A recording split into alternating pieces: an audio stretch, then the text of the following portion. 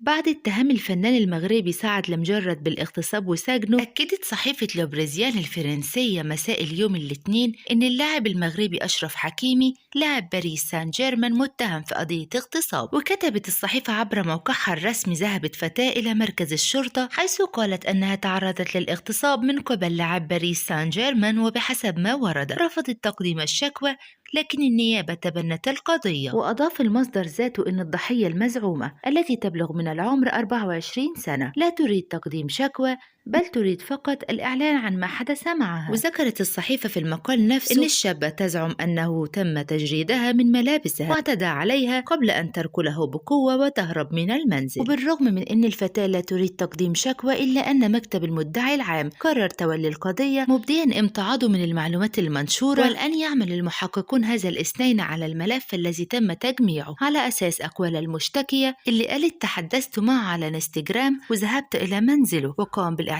علي، في حين أن عائلة حكيمي وزوجته وأبنائه في دبي. وحسب ما نشرته الصحافة الفرنسية، يتم الآن التحقيق مع لاعب منتخب المغرب أشرف حكيمي الذي تم توجيه التهم إليه. ما تنسوش تعلقوا على موضوع الفيديو علشان نكون دايما على تواصل.